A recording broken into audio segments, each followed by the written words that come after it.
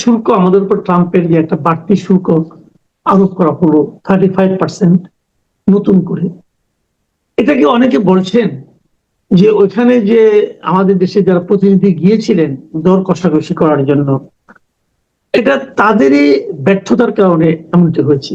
এবং সেটা বলতে যে তারা এই কথাও বলছেন যে আমাদের তো তৈরি পোশাকটাই ওখানে বেশি যায়, তৈরি পোশাকের ক্ষেত্রে উৎপাদকের ভূমিকায় যারা আছেন তাদের মধ্যে আমাদের প্রতিদ্বন্দ্বী মূলত ভিয়েতনাম। কিন্তু ভিয়েতনাম কিন্তু ঠিকই তাদের শুল্কটাকে 20% নামিয়ে আনতে পেরেছে।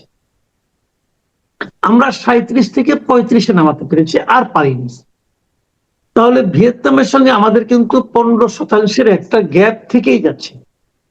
তো এটা নিয়ে ভিয়েতনামের সঙ্গে আমরা তো সেই অসম প্রতিযোগিতায় পড়ে যাব, যার আফটার ইফেক্ট আমাদের গার্মেন্ট শিল্পগুলির ক্ষেত্রে একটা বড় ধরনের মানে ভূমিকম্পের মতো হবে বলে অনেকে মনে করছেন। তো এখন একটা অন্তর্বর্তীকালীন সরকার আছে, আমি একটু বড়ই করছি প্রশ্নটা ডিটেইল আপনাকে। এখন একটা অন্তর্বর্তীকালীন সরকার আছে, তাদের পাঠানো প্রতিনিধিদের মধ্যে কিন্তু কোনো গার্মেন্ট শিল্পের সঙ্গে জড়িত কোনো প্রতিনিধি ছিলেন না, সম্পূর্ণ সরকারি লোকজন সেখানে গিয়েছে। তো এই যে ঘটনাটা ঘটলো, এটা কি আমাদের দর কষাকষির দুর্বলতার কারণে ঘটলো? কিন্তু এর ফল তো আমাদের পুরো জাতিকেই ভোগ করতে হবে।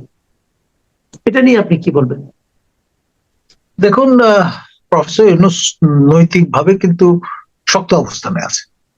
তিনি আগে ভাগে বলে দিয়েছিলেন যে আমরা যদি ব্যর্থ হই তাহলে আমি আবার ভবনে ফিরে যাব, আমার কাজে ফিরে যাব, আমি কিন্তু আঁকড়ে ধরে থাকবো না।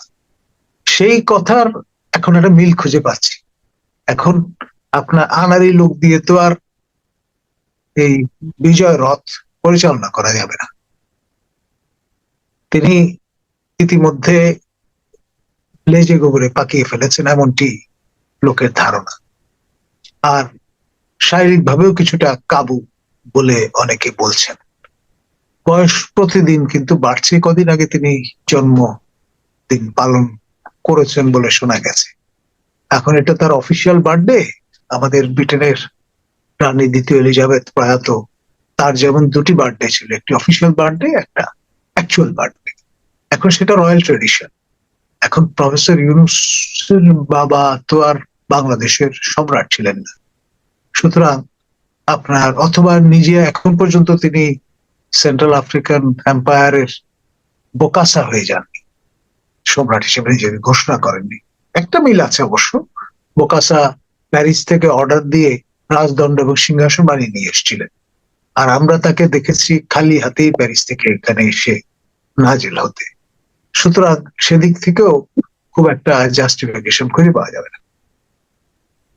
সেই জন্যে আসলে সময়টা ভালো না তার জন্যে, তার রেজিমের জন্যে।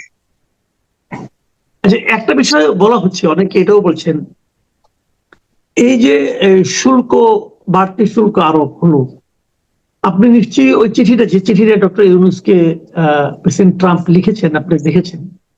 সেই চিঠিতে কিন্তু এক জায়গায় লেখা আছে, উনি লিখেছেন শেষ দিকে, যে যাদের সঙ্গে আমাদের, যে সমস্ত রাষ্ট্রের সঙ্গে আমাদের সম্পর্ক ভালো, তাদেরকে আমরা বাড়তি ছাড় দিব। তার মানে আমাদের যখন তেমন কোনো ছাড়ই পেলাম না, অন্তত এটুকু তো আমরা বলতেই পারি, ভিয়েতনামের সঙ্গে যুক্তরাষ্ট্রের সম্পর্ক যতটা ভালো, আমাদের সঙ্গে ততটা ভালো নয়, এটা তো তুলনা করতেই পারি। এখন প্রশ্ন হচ্ছে, এই যে সম্পর্কটা খারাপ হয়ে গেল, এটা কেন? এবং এখানে আপনি আরেকটা কথা আপনি একটু স্মরণ করিয়ে দিই, আপনি দেখবেন ট্রাম্প দায়িত্ব নেওয়ার পর ডক্টর ইউনূস তড়িঘড়ি করে ট্রাম্পের ওই সময়ের যে বন্ধু ইলন মাস্কের সঙ্গে টেলিফোনে কথা বলেছেন এবং ওনার সঙ্গে ব্যবসায়িক চুক্তিও করেছেন, অনেক কিছু করেছেন। এখন ওটা কি আমাদের জন্য মানে আপনার বুমেরাং হয়ে গেল, নাকি আমরা সম্পর্ক ভালো করার চেয়ে খারাপ করে ফেলাম? ওটার কারণে কি ওটাকে একটা কারণ হিসেবে কাজ করতে পারে? দেখুন, যখন বিধি বাম হয় তখন সাগর শুকায়া যায়, এরকম একটা কথা আছে। প্রফেসর ইউনূসের কিন্তু এখন সেই শুকিয়ে যাওয়ার সময়। একটা সময় ছিল সৈন্য উন্নতি ঘটেছে, আপনার ক্লিন্টন অ্যাডমিনিস্ট্রেশন বলুন, ওবামা অ্যাডমিনিস্ট্রেশন বলুন, বাইডেন অ্যাডমিনিস্ট্রেশন বলুন, তারা সবাই নানানভাবে তাকে ক্ষমতায়িত করেছেন, তাকে পরিপুষ্ট করেছেন এবং তার মস্তদে বসবার ক্ষেত্রটা তৈরি করে দিয়েছে। সেই দিন, সেই সোনালী দিনগুলো আর নেই।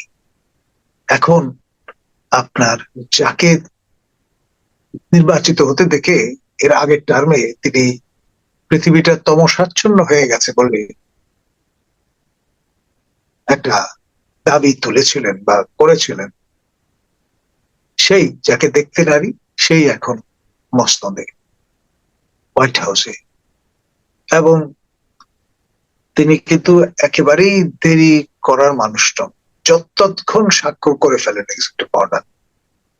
এবং আমি এটা কথোপকথনও শুনেছিলাম, মানে প্রফেসর ইউনূসের নামটাও তিনি নিতে ইতস্তত করেন, বলেন where is that micro credit guy, মানে micro credit is very well, সোজা কথায়। আপনার খুব আমি বলবো সম্মানের সঙ্গে সেটি উচ্চারিত হয় না। তো এইরকম যে যেই ধরনের সম্পর্কের ধরন, তার উপর ভিত্তি করে আর যাই হোক, ভিয়েতনামের এই যুদ্ধের ক্ষত আমেরিকানরা ভুলে গেছে,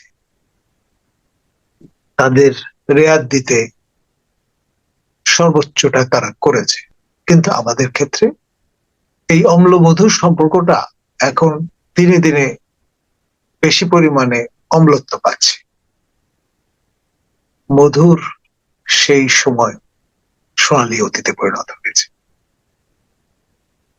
আচ্ছা, আমি আজকে একটা খবরের দিকে আপনাকে দৃষ্টি আকর্ষণ করতে চাই। আজকে দেখলাম যে সরকারি খরচে বিদেশ সফরে লাগাম, বন্ধ থাকবে গাড়ি কেনা, ভবন নির্মাণ।